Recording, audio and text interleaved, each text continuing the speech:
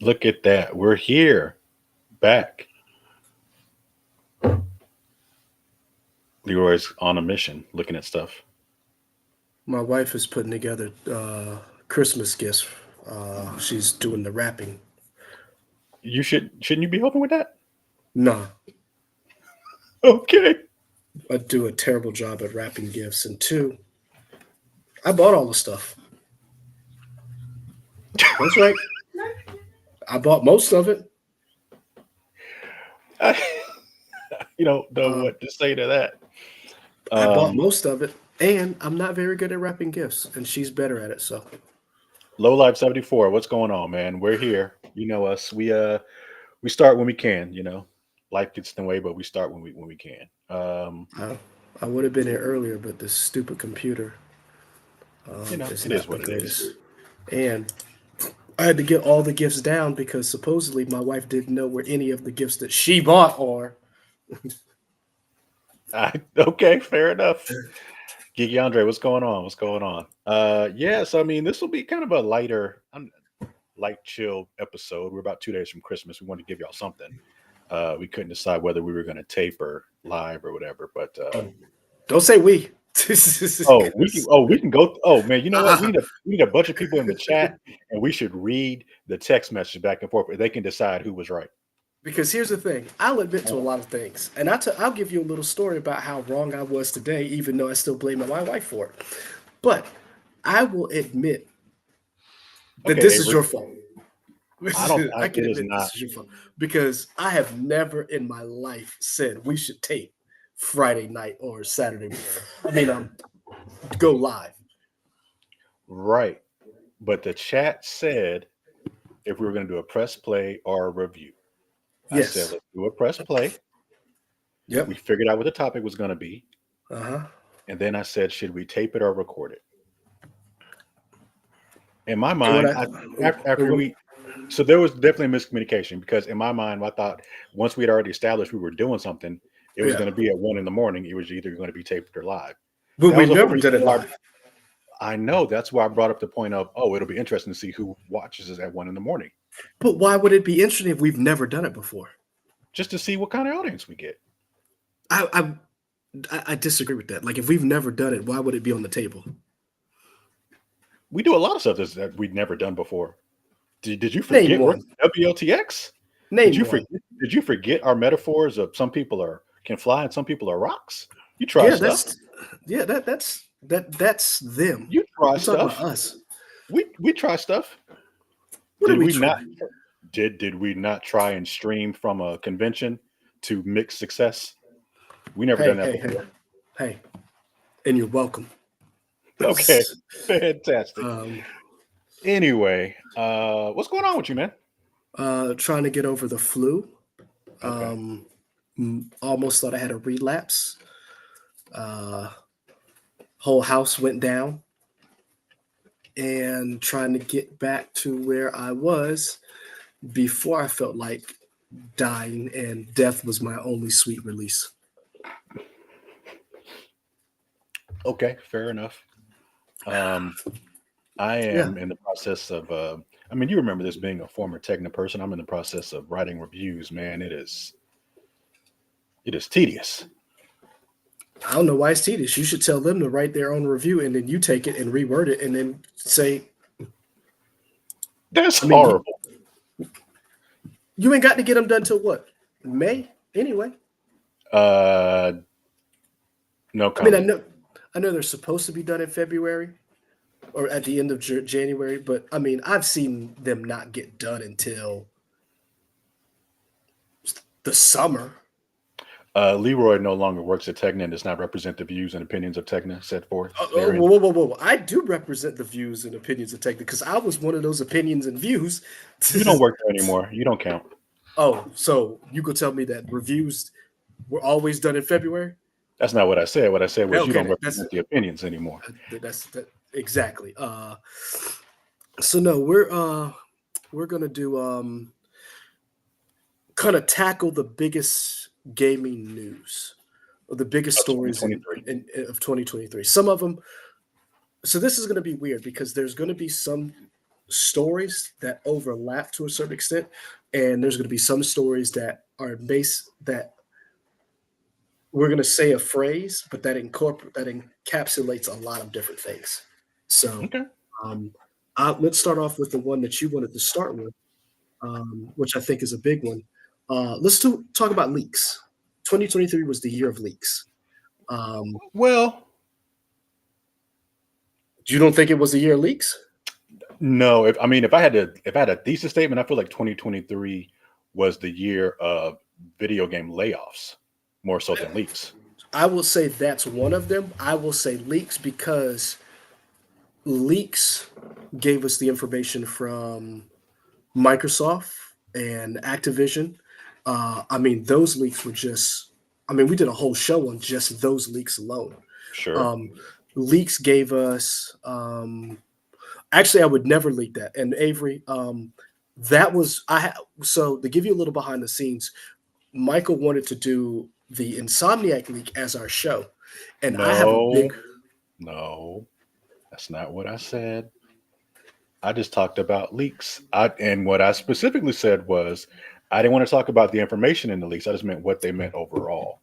and so I didn't want to talk about it because I didn't want to give those people anything.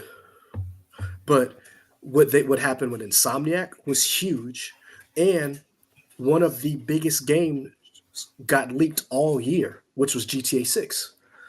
Earlier this year, the whole game got leaked as far as like what the game was going to look like, I how think the that game was was going to actually, grind. I think that might have been the year before. That was part of the year before, but it also got leaked again this year. And they leaked the trailer ahead of when it was supposed to officially be released, which caused them to release the trailer early. Hmm. So those are to me the three biggest leaks that I can remember this year. Hmm. And I wonder, does gaming need to do a better job of cybersecurity? Because if Well, you it's remember interesting. Go ahead. last year, I'll CD say something. Projekt Red got leaked. All that stuff that they had Hmm. happened. That was, I want to say that was last year. Um, then there was a rumor of a Sony You keep hack. going. I got to go take a ham out of an oven. There was a, I'll be back. thought I wasn't prepared. Then there was the leaks, the Sony leaks that happened, a rumored Sony PlayStation PSN hack that happened this year. So personally, I feel like 2023 had a big problem with leaks, and I wonder, does the video game industry need to work on its cybersecurity, because it's only going to get worse, especially as more and more of these companies become larger companies with Microsoft buying up everything that they can. Um, Insomniac was a very nice target, meaty target, considering Spider-Man 2 dropped this year, one of their biggest games of the year. So if y'all remember any other leaks that I missed, add them to the comments in the chat. Also, let us know what you think were the biggest game stories of the year, because we're going to get to layoffs. But for me, leaks were one of the biggest ones. And Avery, I have still not looked at what was leaked from Insomniac. I know what, like I know the IGN did a little blurb on what was leaked from Insomniac, but I don't know the details. All I know is Wolverine and a couple of like the forecast up until 2027 was leaked, but I don't know the particulars, and I don't want to Hmm. know. Okay. I honestly don't. And it's very weird because I was all on board for the Microsoft leaks during the trial, but the Insomniac leaks I feel was a little more personal, and I kind of felt like, why go after Insomniac? Like I felt like if you were gonna like go after Tesla, leak Elon Musk's shit. Like, why would Mhm. you go after Insomniac? I didn't like that. It's interesting that you say you felt like the Microsoft leaks were more, you were more okay with those because in a way they were leaks, but that was But kind of Microsoft did it. again, yeah, Microsoft stepping on rakes again, where they did it to themselves. Yeah. Um, I think the Insomniac leak is interesting, and again, we don't need to get into particulars, but I do think it's interesting in the fact of how personal it was to the people that were affected. Yes. Insomniac sent out a statement talking about the work they put in and the personal information that was compromised, and they're resilient. They're like Wolverine. They're resilient, which is cool. And you saw like the gaming community, a lot of the game developers come around them and support them, talking about how much it sucks to have leaks.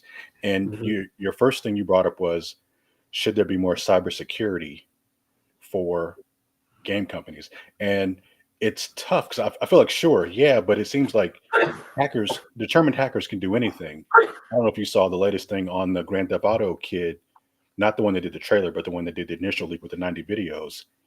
He was already in custody from FBI, and he was able to do a leak through like an Amazon Fire Stick and a phone while he was in custody with like the FBI. Here's my question: why are we Uh-huh. not hiring these people? Like, I am sure somebody is working to hire this kid. why? Like, why? Like, here's my problem: why are these people out in the wild just doing whatever? Why are we not hiring these people? Like if I had the money, I would hire these people just to wipe out people's student loans. Like, Hmm. why are I guess my problem with all of this is that these people have this knowledge and they're just willy-nilly using it for evil. It's like, They are. They are. Yeah, I mean, I think some people like to create anarchy, right? When you look at some of these hacktivist groups, a lot of them just like anarchy, so they don't necessarily care. Some of them try to be no, like Robin Hood Ultra. not the ransomware attack that was in Sobnik. They wanted $2 million. Right. I didn't finish. Yeah. Okay. What Sorry. I'm saying was some of them are like Robin Hood altruistic and they're going after big companies, and other people are just creating anarchy and just getting money from whoever they can, whoever the company is, they don't care. I think it's I'm interesting that Sony didn't pay. I mean, you can't pay terrorists, right? Because that just lets other mm-mm. people try it. But I wonder if That's why I don't employees, negotiate with my children. I wonder if employees and some like employees are going to have a grievance against Sony. I don't know. Here's my problem with a lot of this stuff. I think part of it is it is for us at I work for a state agency. We do get the talk of every month, don't be stupid and pick up a random USB and put it in the computer. Like doing stuff like that. We talked to a friend of the show, Lauren, and she even admitted it. She would be like, "Oh, I'd find a USB drive in the parking lot. I just put it in my computer." And it's like, no, that's you can't do that. So I Hmm. think part of it is educating your staff to being better. Because Lauren was an investigative reporter and was not smart enough to not do stuff like that. And so I think part of it is educating your staff. I think part of it is too is updating your cybersecurity to understand that everyone can be a target. And I think that's part of it. But also I I I have a love-hate relationship with leaks because, like you talked about, the Microsoft leak, I think was a good one, even though that was them doing that on them to themselves. But I don't think,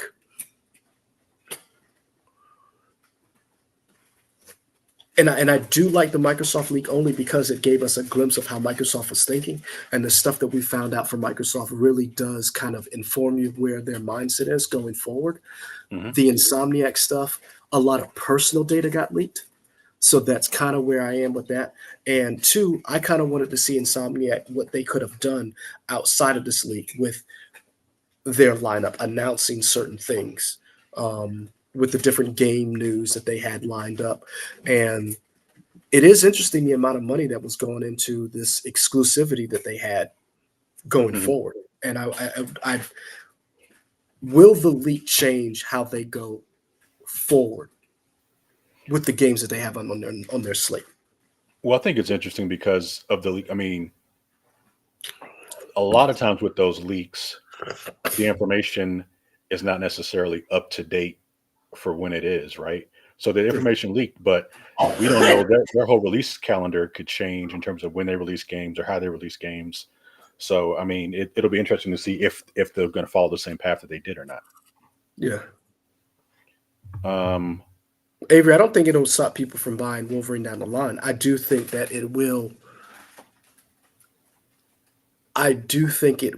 make people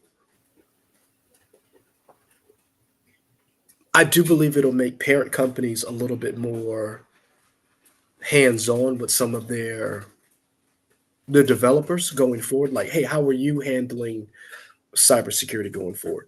Because, like you said, none of this stuff has been like detrimental to the company yet. But Hmm. and it's going to eventually it's going to happen. Sure, Eventually, there's going to be a leak that tanks a company I can see that. or causes a huge swing on the market. Whether or not we see, perfect example. Me and you talked about in passing this new deal between Warner Brothers Discovery and Paramount, and whether or not that deal will actually happen. There's a report from the Wall Street Journal that says that the leak about this meeting was done on purpose because To leaks gauge interest. to gauge interest, but also to to drive up to get to set the tone because from what the reporting was saying is that Warner Brothers Discovery doesn't really want Paramount. They don't want to merge with they don't want to buy Paramount, they don't want to merge with Paramount. What they really want is Comcast. And they want Hmm. Peacock with the deep pockets of Comcast to come in and they want to merge with them. And that the leak was a way to set the tone for that discussion down the road because Paramount has, from what I understand, a $15 billion debt hanging over it. And out of all the streaming services, it is the weakest. Hmm. And it doesn't give Warner Brothers anything it doesn't already have, with the exception of the Star CBS Trek. News Division. CBS News Division, they don't need that, and football. Those are the only two things that they don't have that they would need. They don't need Star Trek, and they don't need Mission Impossible. They don't need those franchises because they already have their own franchises, which they're already leasing to other companies. Yeah, but if So, you're leasing them, I feel like you want some other franchises. You can lease those too. but here's the thing: what out of everything that Paramount has, there is nothing that comes close to the franchises that Warner Brothers already has. There's nothing that Paramount has that comes close to Harry Potter, the House of Dragon, and your DC Comics. There's nothing that Paramount has. I feel like people care about the Star Trek franchise more than you're giving it credit for. I'm a Star Trek fan, and I'm telling you, Star Trek as a whole, as a franchise, doesn't come close to anything else that they already have. Interesting. So, so that's why I say when it comes to leaks, leaks can be used for different reasons. We have not seen in the gaming world a leak hurt a company, so to speak. Um, you like Yellowstone? Did you buy Paramount just for Yellowstone? See, that's what I'm. We didn't buy Yellowstone at all. No, I no, mean, no. we Avery didn't buy said, Paramount at all. no, no, no. What I'm saying is Avery just put in, I like Yellowstone. What I'm saying Oh, is when you have a streaming service, you buy a streaming service because it's going to have certain properties that you want that nobody else has. Does Paramount have enough that makes you say, I'm going to buy this streaming service? It doesn't. Because if it did, it wouldn't be in trouble. yeah, but I feel like all of the streaming services are kind of like, So a lot of them are, but everybody is chasing their tail. because I wonder, are there any streaming services that are profitable? Netflix. Is Netflix profitable? Because every time they're Over. doing stocks, all they're doing is talking about they're in debt. So they are in debt, but supposedly they are profitable.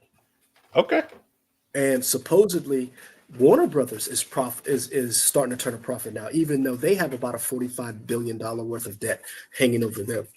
Um, so, but go okay. ahead. We were talking about leaks and stuff in Insomniac. Oh, Breck Warren brought up, I'm not a gamer, but can one download a leaked copy? Or people just watching gameplay? So in this particular case, Breck, it wasn't that they were leaking like pirated copies of games. It was just gameplay for upcoming games and information. So it And wasn't like an this, actual game that you could play. no, Yeah. it was the gaming slate for Insomniac for the next 10 years, basically. Yeah. But you can get leaked copies of games. That's called pirating. That's a different topic altogether. Yeah. Yeah, I mean, Insomniac, I think they're going to be fine overall. I wonder if what it does for the morale of people because people want more transparency in how game development works. I don't know if we've talked about it on this before, but there's a good YouTube channel by the people at Double Fine, the people that do Psychonauts and Mhm. uh, whatever that one with Jack Black was. But they did a documentary, like a really nice documentary that's on Rock YouTube. It's band, free. Huh? rock band. No, not Rock Band. It was Brutal Legend. I think that's what it's called. It Uh, was a Jack Black game. But they did a whole documentary about how they made Psychonauts 2 from when they were independent studio, running out of money, trying to figure out what they're going to do, to being bought by Microsoft, getting more money, and then finally releasing the game. It's like 32 parts, but it's really good, and it's interesting because you don't really get to see a lot of games in pre-development, and I think it's because they don't want to show off a finished product because there's a concern that, oh, if it's unfinished, people aren't going to want it once it comes out. well, and also a lot of people don't want to show how the sausage gets made Hmm. because you want to show off a finished product, but also they also don't want to show off how something gets made, considering if the game comes out and it's not as good as people think it should have been, or it goes in a different direction, and then you have this information out here is like, oh, here's where the game went wrong, or Hmm. where I think the game should have been. You only see a handful of companies actually do that. Perfect example um, is God of War Santa Monica. Sony Santa Monica, yeah. Santa, that's the only other company that I can think of that has done video like a actual documentary that has the dailies in it. That's like, here's how we made this game. Hmm. You got to be really sure of who you are and what you make to be able to say, this is how we made it. And gaming hasn't gotten there. We have a lot of different movies that actually have documentaries or different, like, behind the scenes stuff, and they're shitty movies. Hmm. That's just the nature of the industry. People document everything. Video games haven't gotten there yet. I don't think. Yeah. I wonder if it's because of how much can happen, because I don't think you would do it in real time just because you'd be worried about people maybe taking your ideas, cribbing your ideas as you're working on pre-production stuff and alpha builds. I don't know. Um, it seems like there's so I much don't. pre-production work and all that stuff. I don't think you would do it in real time, but maybe you could release it after it's done. I don't think you can do it in real time. Well, I don't think it's possible to do it in real time because video game development is so hard because it's a moving target. As you're developing a game as technology changes, as people's interests and tastes change, and you're hoping that as you make this game and as this game comes out, you hit that narrow window that you're trying to get, that this game will be relevant. Hmm. And I think that's a very hard thing to do. Um, whereas, and that kind of goes into the next topic when it comes talks about biggest video game stories of the year. Um, I would say I would say game journalism, and Okay. I would say game journalism in the sense of you talked about the transparency that goes on into game development. We had a lot of different games that came out this year that either failed miserably or the games themselves were not the games that were promised, and they had a lot of hype surrounding them, and that hype seemed to try to overtake the fact that the game, when it was initially released, wasn't in the best state. So, perfect example, the most recent game that just came out that was is turning out to be maybe a scam is the day before. That's looking more and more as more things comes out. That looks to be a scam. Hmm. If you go back and look at everything that came out about Redfall up until Redfall was released, we didn't hear a lot of stuff before Redfall came out about how bad it was. A lot of it was because it was from Arcane. There was a lot of glowing reviews about this game. Oh, it's going to be this. It's Not going to be that. previews, not reviews. The previews, Yes. and because they didn't release reviews, Right. so and then you have Jedi Survivor. Um, when the hype building up to that game was released in a broken state when it first came out. Now it did overcome a lot of that. But if you look at a lot of these games that have been dropped this year, some of the PC ports were just The Last of Us, were just terrible.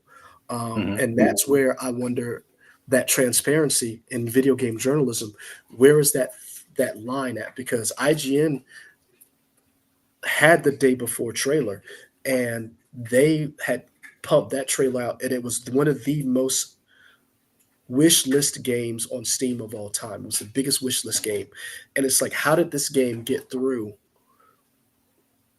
to where it ended up being, and no one saw this? I mean, certain people saw it coming. People, when they looked at the trailer, they looked at what it was promising. They were like, from this studio, no one had ever heard of. There's no way that you're going to be able to promise what this trailer was actually was. So to me, that is one of the biggest stories of the year when it comes to video game journalism and the transparency and whose job it is to actually ask the tough questions when this slick trailer, this new IP comes out, to hold people accountable. Well, I wonder, how do you draw a distinction? What a distinction is between a preview versus a review? Because usually you'll see a lot of times previews are generally glowing. They're generally more positive because there's a lot of leeway given in there. Think, oh, this is at this stage, so we'll be able to fix this in a couple months, or we're here, so we know how much longer we need to make it better. And I wonder if there needs to be more of a rubric with how people do previews, in terms of, okay, you're here and this isn't done, we need to start laying this stuff out, and maybe they shouldn't be as optimistic in previews, because a lot of times, like you said, the previews will be great, and then the reviews come out like, oh, this game sucks, this is trash, this is broken, Yeah. and it kind of seems like you didn't realize that when the preview happened. But to be fair, I mean, I don't know how you would put that in a preview, because it's like, man, this game sucks right now. It's like, okay, but it's also not done. And see, and again, that's a very good question in these outlets like an IGN. And I'm only using IGN because it is the biggest. It is the largest outlet. IGN had the day before trailer. When it came out, it had an exclusive trailer, and I my question is, when does IGN become the journalism arm kind of takes outs over from the entertainment arm? When do you start asking these questions? Here's this trailer. We spoke to the developers. Like, when does that happen? And where's the transparency in saying, hey, we have this trailer because we want this traffic. But when do you say, okay, now it's time to start asking questions? Hmm. Because we've heard from various people at IGN in different outfits who, when Arcane had Redfall, they were able to pay just the narrow window of that game. Hmm. And even when they said they played it, it wasn't bad, it wasn't terrible, but that's because it was a very curated part of the game. And it makes me wonder, what are these deals that are being struck that allows these outlets to come in and see these games, but then not be able to give a true assessment of what the game is? And that goes all into that early access. But it also, you and I both have talked about different video game trailers and them promising one thing and the game actually not being what it was a promise. We both could look at the day before and be like, that's not going to happen. I believe we've actually had a conversation where we're like, let's see when it comes out. Because basically they were trying to say this is going to be the Division paired with Last of Us and Grand Theft Auto. Hmm. And let's be honest, each of those genres is hard to make on its own. When the Division first dropped, it was broken. The Last of Us was an amazing game, top 10 of all time. Grand Theft Auto, top 10 of all time. So, how was this new developer going to merge these three genres into one game and no one asked questions outside of like the YouTuber, a couple of people into that? And here's the other thing, a lot of YouTubers were hyping this game up. So, it's like, where does that thing happen where someone starts asking some real hard questions? I wonder if that would ever happen, because you wonder, how do you ask these questions and also keep your relationship so that you can get the exclusive on the game? because then you're like, okay, well, if we lose exclusives, then we're going to lose funding. So does that mean we're going to let people off? I don't know. It's a tough line. I don't know what the answer is, but it would be interesting just to if there was a better resolution, and maybe it's not through IGN, maybe it's in other places because IGN has gotten better, I think, in terms of doing more investigative pieces, thanks to people like Kat Bailey and Rebecca Valentine. I think I don't know how long they've been there, but they're more newer people compared to other people that have been there. Well, I I want to feel say places like because and Cat isn't Cat. No, Rebecca isn't Rebecca the news director. Kat Bailey's a news director. Cat Bailey's the news director. Yeah. She's been on more of their stuff when it comes to like talking about video games. I've noticed her because that's the blonde woman with glasses, right? I don't know that I could pick her out of a lineup, so I don't know. Yeah, because I've seen her on more. I've saw her on more things when it came to the Microsoft deal. She was on a lot of their coverage, and when they were doing some podcasts, she was on there, and I really enjoyed listening to her and how she would break down some of these news stories. So yeah, um, I also wonder does will we start to see more news outlets beep up their video game departments, considering how much money's involved? I don't think so because I think a lot of outlets are dropping stuff. There was some major news publication, maybe like Wall Street Journal or New York Times. They Sports. had, huh? You talk about dropping stuff. No, Is no, that not yeah, what you said? sure. No, it was like an outlet like that that had a video game division. Uh And I huh. can't remember. No, Washington Post. I think it was Yeah. them. They had a video game division, and they let it go because they weren't making money. So I don't know if people. I don't know if people see the value in video game journalism enough to create a department. Yeah. Okay. I feel like Um, Polygon is pretty good, but Polygon yeah. has always been, to me, whenever I go for video game stuff, I always go to either IGN or Polygon first, and Yeah. then I kind of look at everyone else for me. Going back to piggybacking up off a little bit of what you said, this is where I wonder about video game journalism because who is going to keep up with all the information about the layoffs? Like, who's asking the tough questions about how video games are being run and these huge studios that are letting go? As of right now, Polygon has it listed at about around 9,000 employees were laid off this year. Over the tech industry or whatever, right? Uh-huh. Yeah, because Yep. I remember reading that article. Yeah, it's crazy. I think most of those probably came from Embracer Group A lot of them came from Embracer, but you when also they have when they bought all those studios, and then that Saudi deal fell through. They lost all that money, and then they had to let people go. It's crazy. so here's the so Microsoft laid off 10,000 people, um, which impacted both Starfield's Bethesda Starfield and Halo's Infinite. Digital Extremes, Epic Games, Telltale Games, BioWare, Bungie, CD Projekt Red, Ascendant Studios, Electronics Art, Embracer Group, Volition, and Amazon's Games Division. And an article came out today. Versus Evil shuts down, fires staff days before Christmas. That came out today or yesterday. Came out Came out yesterday. yesterday Yeah, I at remember reading that 3 p.m. yesterday. Yep. Yeah, yeah. So It's tough. that's 9,000 people over the year who've lost their jobs. And the reason why I bring it up is because we talked about this being a banner year for gaming, whether regardless of whatever game you're interested in, one of the best games for your genre came out this year. If you were looking for survival horror, if you were looking for RPGs, if you were looking for action, if you were looking for fighting games, your banner game came out this year. Meanwhile, 9,000 people got laid off. Hmm. Yeah. I, I don't know what the solution is to that. I do think I think we're unions, starting to see, yeah, unions. I also think we're starting to see the effects at the end of COVID as we move to like to that now that we just have COVID around, and a lot of studios were ramping up because everybody was in the house playing everything.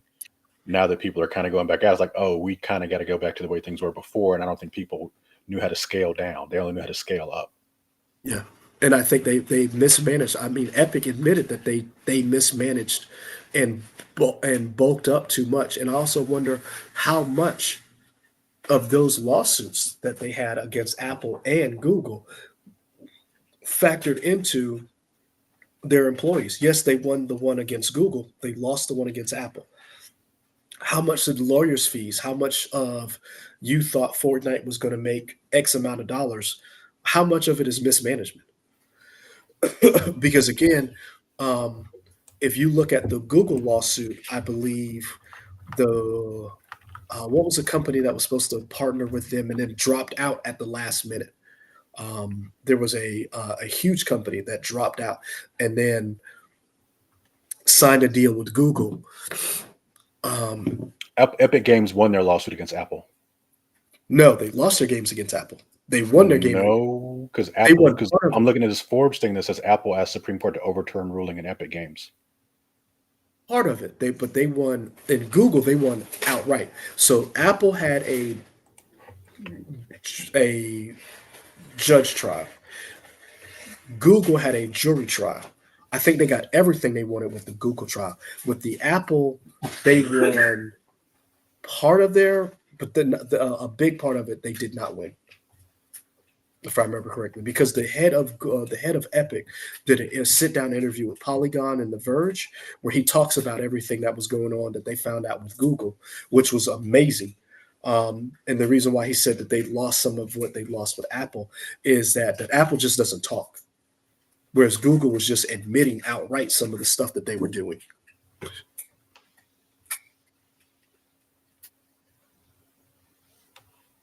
But I do wonder going forward, how does this affect the gaming industry going forward, considering how big these games are going to be? We saw from the ransomware leak from Insomniac, the rights to those properties was 125 million dollars. Not the rights, the amount of money that they invested in those games was right around 125 million. I don't remember the number. I'm not sure. Y'all having a good jam over there. That's the wife playing with some of the boys' toys. So it sounds like they're her toys now. No, that's still Owen's toy. Oh, okay, fair enough. Um, What was I going to say? Layoffs. Layoffs. Um, The amount of money going into game development and laying yeah. people. Oh, I was watching something. I think it was kind of funny. They were talking about are AAA games sustainable anymore because they're Yes. spending hundreds of millions of dollars on Uh-huh. these games, and they got to sell so many copies just to break even. Not even talking about making a profit, but just to break even. Uh-huh.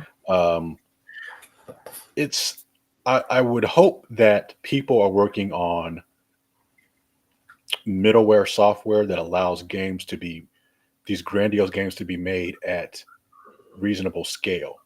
And I feel like Unity is kind of doing, or not Unity, Unreal is doing that with their engine licensing. In terms of like whatever Unreal Engine 5 is now, they talk about how great everything looks and how a lot of it can be done through computing processing power without using so many people. I hope that. Keep it down. Are you throwing stuff at your wife? I threw a Christmas CD at her. I y'all, we about to be witnesses in a court trial that I don't want to be a part of. That's all I'm gonna say. Um, but yeah, I think. Dang it. Oh, Unreal. yeah, I think Unreal could be, and other software engines and middling engines like that will help people make these bigger games at a better scale. Um, I don't know because it just seemed like these exorbitant prices, and I think we talked about it, excluding the Insomniac leak. Oh no, Avery, don't be putting that out in the streets. That's what we say amongst closed people in our. Anyway, doesn't First of matter. all, I got my Coretta Scott.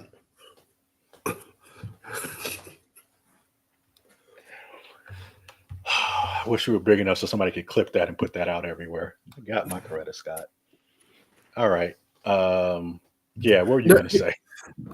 well, here's my question: has gaming hit where movies are? Because right now, one of the biggest problems that we talked about when it comes to video games is that the games are almost too big. In other words, 100-hour gameplay, $300 million budgets, and right now Capcom in 2024 is going to release its first $70 game. These games are going to be $70 a piece, right? So now let's relate that. Let's take movies for example. Right now, Marvel's going through it where all of their movies were budgeted at 200 and $300 million, and they're not even making 50 and $60 million at that first weekend at the box office, which Hmm. means your movie budget has to come down some in order for you to make more money on the back end. Hmm. So, are video games actually hitting that? Are they hitting that? Whereas these huge blockbusters are starting to realize a perfect example is Fast X. Fast X was budgeted at what, $300 million? I have no clue. But Fast X, if you go back and look, I think was budgeted right around. It was a huge amount of money. Now I don't know if they made all that back. That next one is not going to be at that price point. So are we going to start seeing video games scale back where maybe your campaign isn't 80 hours, isn't 100 hours? Maybe you're at that 40-hour campaign, or you're 30 hours, or maybe you're at a smaller campaign to take that turnaround time, make it a little smaller so you can get that game out quicker. So maybe you can recoup some of this money because how many games did you buy this year? And how many did you play? Oh, I bought more games than I played, but I always do that. But what I'm saying is, how many did you buy and how many did you play? Do you Mm, know? no, I just And know that I and definitely bought more than I played for sure. and so that and you're buying them But over three. I You're bought them buying at discounts. I didn't buy them at their full true, price. but you're also buying them over three systems. Sure, And we're getting to that point where you can't have all three systems. I can have everything. Hmm, I can make a phone call and that could change. Um, Keep all my stuff. Keep people name out your mouth. I mean, we're going to get to a point where you have a system and a half, essentially. You have your main system, and then you have a handheld, Hmm. which is probably going to be in the Switch or the Steam Deck or one of those variations. Um, People can't buy every huge release that comes out, Oh, for sure. and so are we going to start to see in a few years where that scale back that amount of money you spend? Because what game that came out this year would you pay $70 for? That came out this year. A lot of games came out this year, and see right there, I didn't buy any $70 game this year, that's my but point. I'll buy the $70 Final Fantasy game next year. And I guess that's what I'm getting at. It's going to get to a point where you buy one or two games Hmm. a year, Sure. and if you have a banner year like you did this year, where like there were 6 games that were up for Game of the Year, and you could have added a couple more if you wanted to. I don't see them sustaining this long term. Well, I think the what we're going to run into is we're going back to a previous thing. It'll probably lead to more layoffs because they want to continue to have the success of these huge $70. Like you said, they want to make a profit. They're never going to go back and lower prices of games. I don't think. No, I think $70 is here to stay. They're not going to go yeah, backwards. So if the price of the game is here to stay, how else do you make money? Well, if you cut the overhead of how many people are working on games, then higher ups can get more money. So I feel like it's going to lead to more layoffs. true. But here's the thing. Again, I just don't know how sustainable going forward a $70 game is, especially now that we've learned to live with COVID. We've learned to live with it. We're not going back inside Hmm. unless the zombie flesh eating virus comes out or MRSA becomes worse than what we see it is. I don't see us going back inside. So I don't see that ever coming. to fruition where this uh what's the word I'm looking for? This Errors? comedy of errors. That's not the phrase that I'm looking for. Where basically this all happens at one time. So A clusterfuck? What do you? I don't know what you're trying to say. pretty much. But like Okay. going forward, again, you buy. Think about it. If you buy three regularly priced games, huge games, Hmm. it's 3 times 7, man. Like that's just 3 games. Yeah. So I just don't see that happening, especially with everything going on in people's lives. And when we see the price of houses, we see the price of cars. They were talking on CBS News that the average price of a brand new car may reach $50,000. Yeah, that's crazy. What? Yeah, that's So wild. yeah, Grand Theft Auto 6 had better be a $70 game that they're going to update forever Hmm. because you can only buy one or two of them a year. It's just What we need, and I don't have the numbers. It would be interesting to see how much, like, what the overall revenue of the video game industry is this year compared to last year, compared to the year before. Because I feel like that would give us a better indication to see, are people's buying habits still up, are they down, or the same, or whatever. But I don't know it's what a the very numbers good are. question. It's a very good question because even as crappy as Modern Avery, you're Warfare our you're 3 our was, research assistant. Figure that out as if you're struggling crappy with as that. Modern Warfare 3 was, that campaign, it's still going to sell. Sure. It's still going to sell. Like it's still going to make a massive amounts of money for Activision and virtually Microsoft. So I wonder if they rushed that game out before the sale happened because the split for what Activision would have got for that game versus what Activision would have had to pay Microsoft if that game had came out next year. I don't think so. I think so. I think they No, released because it I this feel year. like they release it this year because they release Call of Duty every freaking year. No, they don't. They don't release That's Call of Duty every year. they don't release they don't release a sequel every year. They skip a year. That's the thing that happened with Modern Warfare. This was supposed to be the off year where they don't release a game every year. That's what I'm and see that's why I said I wonder what was No, the they money release a Call split. of Duty every year. They don't release a mainline Call of Duty every year. They switch years. Remember, they have a 3 developer window with Treyarch, Infinity Ward, and what's the other one? Um, Sledgehammer. Sledgehammer. They rotate the 3 of them, where one company is working on one different version or one Call of Duty each year. Yep, researcher. I'm looking at a Call of Duty game released every year. What are you talking about? Huh?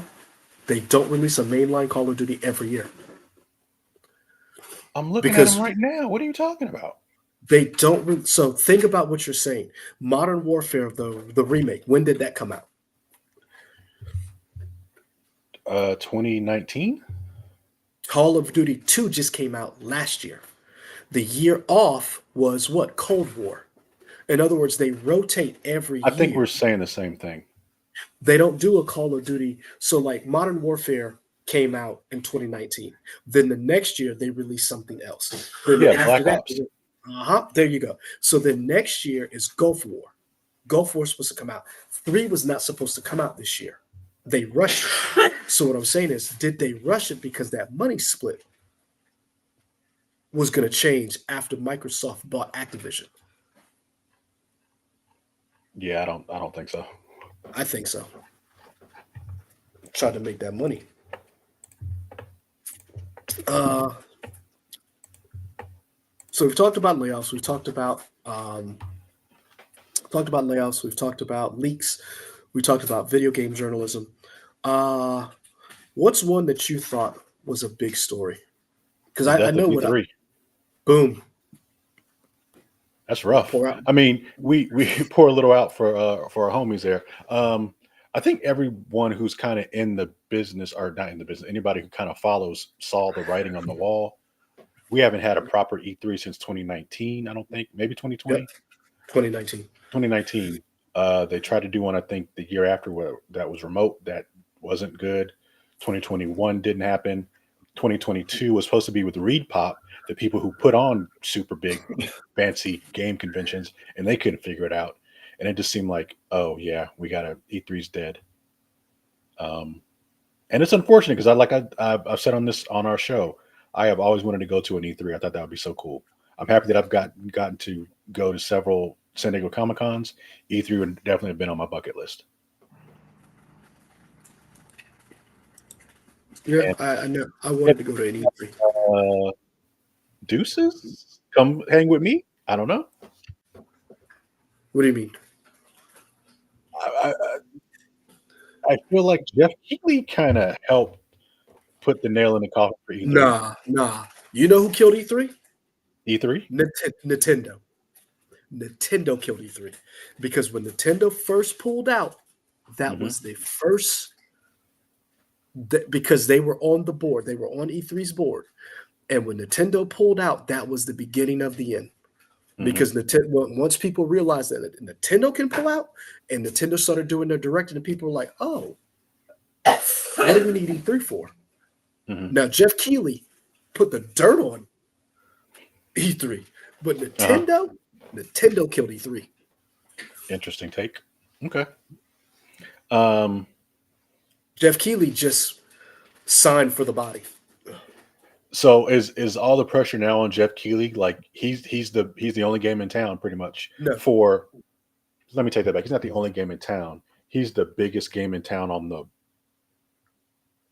eastern he is the on the beneficiary east. of E. He's the beneficiary of E3 dying, Uh huh. but he is not. All eyes aren't on him yet. Where were the eyes at? Gamescom. I still think it's Gamescom. I still think um, Jeff Keighley slid into the summer gaming. I think going forward, he may have a little bit more eyes on him. I think he has more eyes on him for the Video Game Awards than he does for Summer Games Fest because Oh sure. everybody still does their own thing. Now the question is, can Jeff Keighley coalesce all of these companies into one event? That's the question. Now, if he can do that, then he has all eyes on him. Right now, he doesn't need it. He can still get Ubisoft and a couple people to give him some games, and they can still do their own thing. I think he has more eyes on him for the Video Game Awards than he does for Summer Games Fest. Well, I kind of feel like Summer Games Fest is his compromise, where hey, I don't need you all to be here together at once, but if y'all could all do like something over the course of 3 weeks, we'll just call it Summer Games Fest and kind of just brand it that way. So I mean, it kind of works for him. Yeah, One thing that I really did like about E3 was the fact that everything was together. It was easy to watch it over the course of like 4 or 5 days as opposed to 3 weeks. So you kind of knew what you were gonna where you were gonna be, what you were gonna watch. Some people would take off from work. I took off work in years past for E3 just to watch stuff because it was fun to watch. And now it's kind of hard to keep up with. Okay, this is going to be on a Monday. Well, this is going to be next Tuesday. That's going to be the following Tuesday. So I think Jeff. um, I think Jeff Keighley has positioned himself to be the biggest beneficiary of Ethan dying. I don't think he's there yet because he hasn't figured out a way to coalesce all of these desperate companies to go all in on one event. They don't see the need for it yet. And mhm. I think if he can figure that out, then all eyes on him. Because right now, Nintendo still does its direct. Sony still has a state of play. Xbox still is figuring its life out. You still have um, Indie Games Fest doing its own thing with Revolver having its weird videos that they release every year. They release. Um, I don't think we're there yet. And I think part of it is that the world still hasn't figured out because right now you're still having people figure out, are we still working from home or are we going into the office? Mhm. And I think that's what, once that all shakes out, I think that's when you're going to start to see. an E3 type event be necessary? Because we're still arguing over whether or not we're going into work as a society.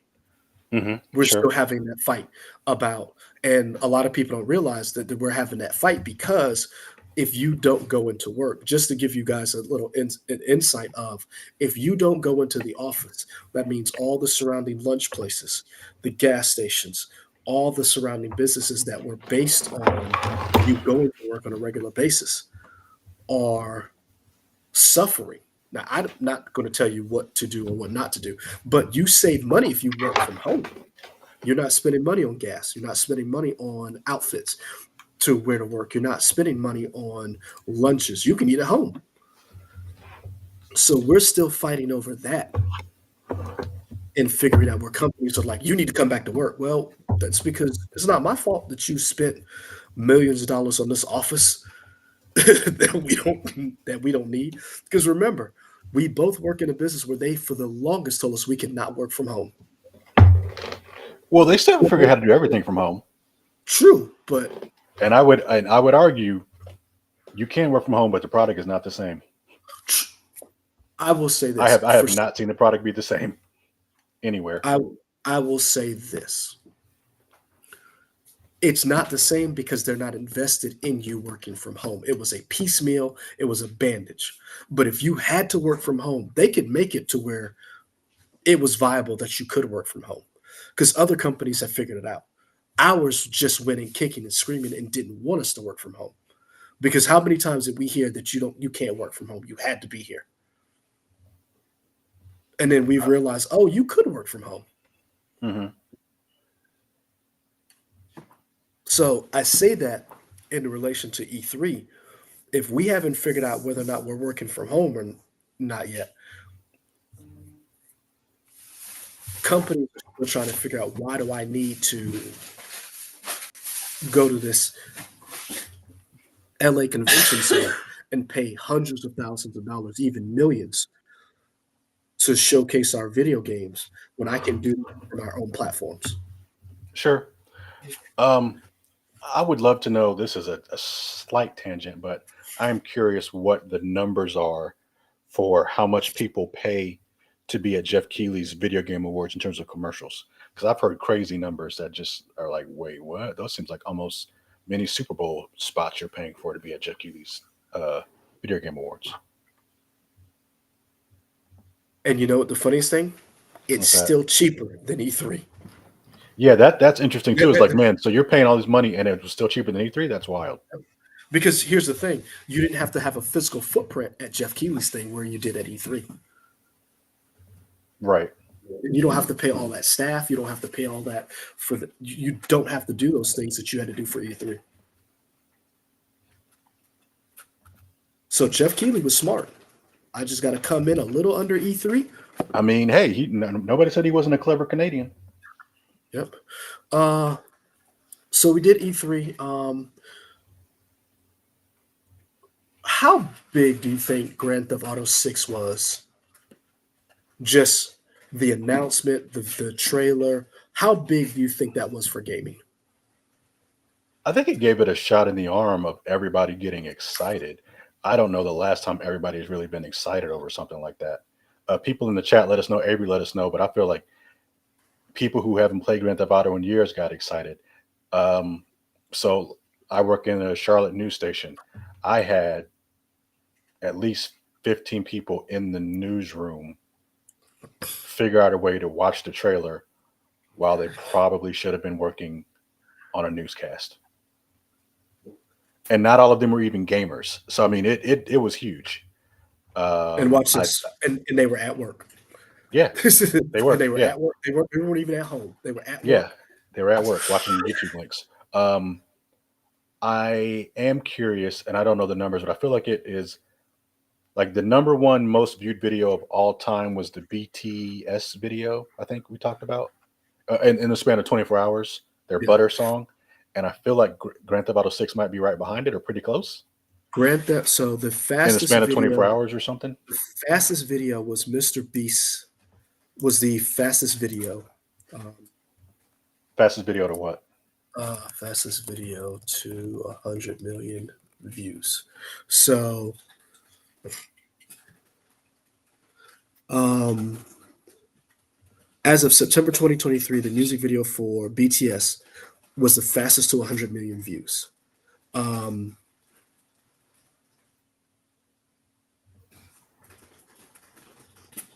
Mr. Beast was the fastest to 100 million. That was a non-music video.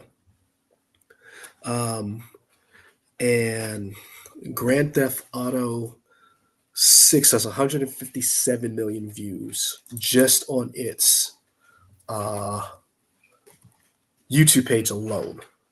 Mhm. So, hold on. YouTube announced that the first trailer for the Grand Theft Auto 6 reached the extraordinary milestone of generating more than 93 million views in the initial 24-hour period on the Rockstar's channel. So it did set records. Um, the only reason why I asked is because do you think Grand Theft Auto 6, when it drops, will be the biggest game of all time for sales? I need better metrics. What do you mean of all time? Well, in its Like of first all, week, I mean, who knows of all time? You got to sell. I I, don't I know what guess that means. I guess what I'm saying is, do you think it will break every sales record? Will Grand Theft Auto 6, when it drops, will it break every sales record we've seen up until this point? I think it has a strong possibility because I Okay. feel like Grand Theft Auto 5 isn't GTA 5 the most lucrative franchise of all, most Yeah, game but of all that time, it's based on how different long with it's been GTA. out. But GTA 5 is different only because they keep re-releasing. It's like Skyrim. I mean, it still counts. It's still Um, making money. Just like, I mean, like Tetris is very successful because they keep making versions of Tetris. True, but Citrus ain't making. So right now, Grand Theft Auto 5, according to Statista, has 190 million units Hmm. worldwide as of November 2023. Uh, And is where, what does that rank? Is that number one? Is that number two? What is that? I'm looking right now. Oh, I'm looking up right now.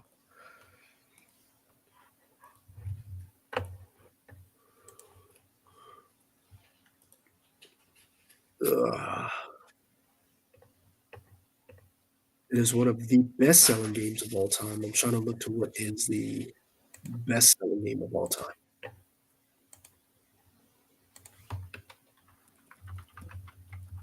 I want to say it's Skyrim.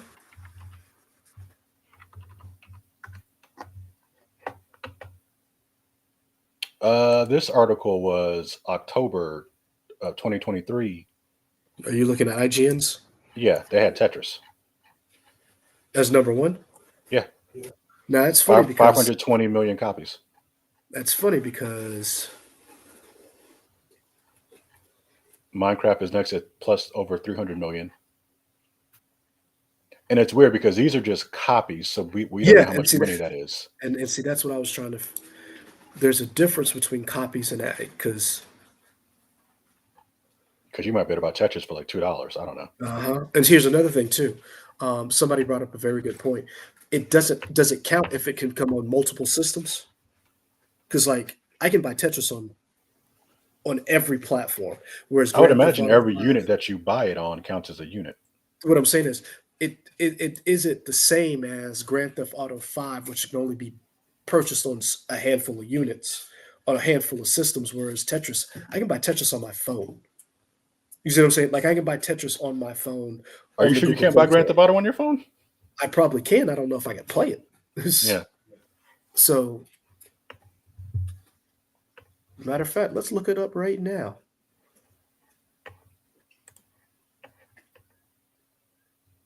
EA5. I can buy Vice City. Okay. I can buy Vice City, which is huh,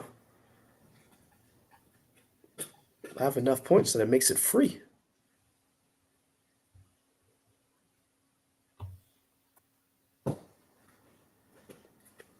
And Tetris is on here as well. There we go. You know what our main story was for tonight in the 11? What? The Oh, baby, you work the tonight? Christmas gift. Oh yeah, I'm on call. Uh, the baby Christmas gift. The baby, the rapper, the baby. He has Oh, a Christmas giveaway. he got to get them numbers up after he was mean to gay people. Yeah, wasn't a good look for him. Yeah. I mean, it's a very successful event. I think like over 6,000 people came out. So you know, Yeah.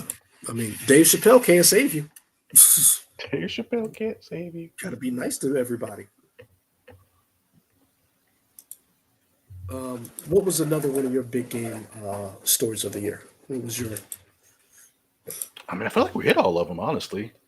Um, Flight award numbers are up to date. Okay, can do. Cool. Good job. Um, we did leaks. We did layoffs. We did E3. Mm, we did sustainability of AAA games. I feel like we hit them all. There's like little stuff here and there, but nothing is like, oh yeah, this is something that really rocked. Um, You got something else? oh no, I was just wondering if we missed anything. Chat, thanks for sticking with us. We know this was a unusual topic and doing it 2 days before Christmas. Appreciate everybody that's here. Avery, Breck Warren. Who else do we see in chat? Saw some other people. Low Life 74, Geeky Andre. Appreciate it. Um, yeah, Trying to think if we just there's wanted to give anything y'all else. something. I mean, we've been going for an hour, man. We gave them a show. No, no, I just like so. Here's the funniest thing is so video games got on because I work for ETV. They NPR did a week long or did a whole show on video games, talking to different people from people got laid off, people talking about different franchises. I wish I could find this story. I was listening to it. I was cleaning out a studio, and it just really made me want. Oh, the other big story: Microsoft buys Activision. That deal was finalized this year. Man, that's Um, been going on so long. I just felt like, oh yeah, I guess it did happen, but I forgot. Yeah, you're true. yeah, Biggest I mean game that deal was ever. yeah, it was. But it just made me long for like more video game journalism. They were just talking about Sure. like, but yeah, the Microsoft Activision deal closing was huge. I mean, Bobby Kotick stands December 29th is his last day, Hmm. and hope he reports to hell on the 30th. There we go. Friend of the show, Bobby Kotick. Friend of the show, Bobby. Man, let me tell you, I don't like your practices, but I would love to interview you Oh, I definitely would. because the dude doesn't seem to be great, but I feel like in terms of generating profit for Activision, I feel like he did what he was supposed to do. Oh, he definitely did what he was supposed to do. As a human, Could oh, he done terrible. at a better job and been a better person? Definitely. Yeah, definitely a terrible human. But I mean, as far as like doing the job of a CEO to generate profits for his shareholders, Yeah, he was financially successful. he did what he was supposed to do. Did you see that episode of um, Abbott Elementary where they are dressed up for Halloween, and I can't think of her name, but she's the principal. She's dressed as Storm, and she's Mhm. throwing these dodgeballs at all the kids, and all the kids are laid out, and they're like, "What'd you Yes. do?" And she's like, "I did my job." That's Bobby Kotick. He did his job, Yep. no matter what. I did my job. Um, Man, what got you through the week? Archer. It is back, and I forgot about that. I saw a thumbnail on Hulu. I was excited, Uh, but I haven't watched it yet. Is it the whole series finale or just one episode? Or so it's over. it's oh is it okay? It's over. Archer got me through the week, and Call of Duty Modern Warfare 2. I went back and played it, This is the and original one or like the newer one? no, the remastered uh, Call of Duty. Okay. So yeah, I forgot how great those first two. Modern Warfare and Call of Duty 2 was. Mhm. Those games were amazing. I forgot as I played them. I play them like once a year. Go back and play those two, and I was just like, man, this was when Activision could do no wrong. Mhm. Like Activision could have murdered a person. If Activision was a person, it could have murdered another person, and we still would have been like, he was a terrible person. We'll let this one ride. Because you go back, like that's when Call of Duty arrived. So, Mhm. yeah, I watched the first episode of What If. I forgot, I was talking about that with a coworker. I was like, "Oh yeah, that did start. That Yeah, started yesterday, right? So another episode came out today. mhm. Yeah. Okay. I haven't watched any of them yet. I Yeah, I might just watched the wait till they all first. come out. I'm gonna watch them every day. Okay. I need to enjoy my life. Almost dying from the flu. Just Okay. So no spoilers, but you like what you've seen so far? Oh geez. Okay. sure. Only reason why because this was a very interesting first episode that I'm Okay. like, this is an interesting first. Like the first episode of season one was perfect. Okay. I'm wondering where they're going with this because this is a very interesting tone, and I'm not knocking it. It's just not that first. Like this is a definite what the what if, Oh, and I'm like, interesting. okay, but it's one of those like you're like, okay, let me see if this. But that first episode of season one, where you're like, because again, I love that first episode. Hmm. Like I love that first episode. So let's see. Let's see where it keeps going. What about you? Um, I have been working on reviews for work for people, so I haven't really done a lot of stuff, but I'm knocking through those. Man, let me tell you the benefit of not playing a game day one. Let a game come out for a year and get all the patches and the bugs worked out. Cyberpunk, when Cyberpunk, I first played it, was okay. Man, Cyberpunk right now in 2023, this amazing, game isn't is it? this game is good. Hey, what is that?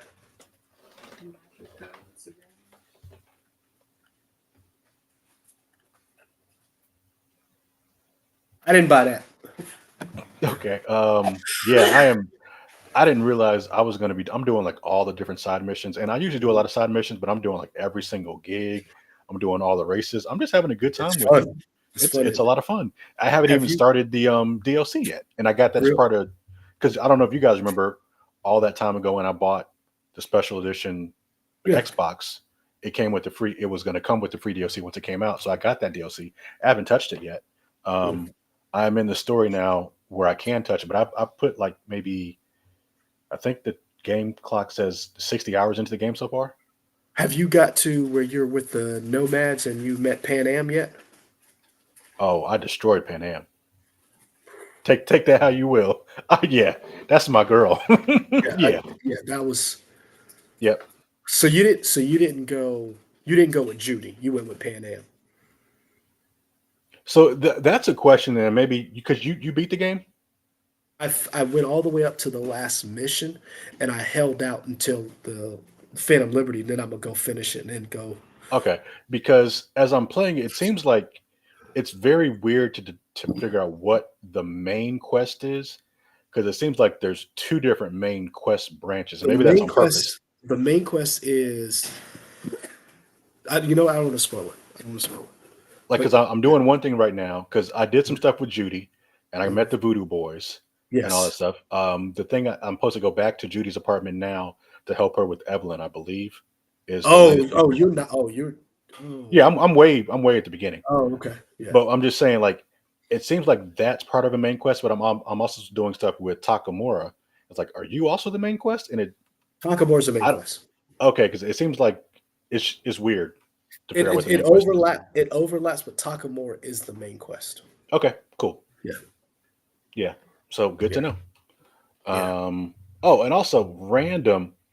If I were to tell you, if I were to give you a guess on what movie genre you thought I would be watching about an hour ago, what would you say?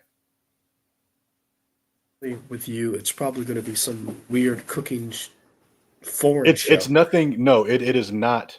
So But let me give you a better hint. you're probably doing a It, horror movie right now. no, okay, fair enough. No, it is something that you wouldn't have expected me to watch, and it's not horror. Okay. No clue. Uh, All right, fair enough. It is um, a rom com Christmas movie. oh, I could see that because your better half Uh, likes shit like that. I guess she Yeah, she likes the kind of. Hallmark Channel. No, no, no, no, no, no. She don't mess with Hallmark like that. Really? I thought she was one of those weirdos that likes the Hallmark Channel. No, my sister loves the Hallmark Channel. But Mm. no, I was watching something on CBS as I was writing these reviews, and it was a Christmas movie about these two people that weren't going to fall in love, but they fell in love. Yeah, And I don't do the Hallmark Channel. having watched it, I have a better appreciation for why people like them. They're very easy to follow. You know, you don't have to. You can turn your brain off. It's Yeah, comfort food. yeah, It's nice. yeah. Tomorrow is GPKA Day, Okay, so I'll be getting into that. cool. Um, but yeah, we the whole family had the flu. Yeah, December has been a sucky month for me. Um, so yeah, Katie came. We went to the lights at Segra Park, Okay. and the next day Katie had the flu, and the next day the ran through the whole house. Hmm, We're all on death's doorstep, nice. and we're just now getting over it. Where we're not popping pills like Hmm. we're at an ASAP Rocky concert. Fantastic topical reference. I love it. I think that's it, folks. Are we gonna be back live next week? You don't know. Who knows? Have no idea, man. We don't know, man. We might be back live next week with something else. If not, we'll see you on the new year. Stay safe. I think we out. That's it. Deuces. Deuces.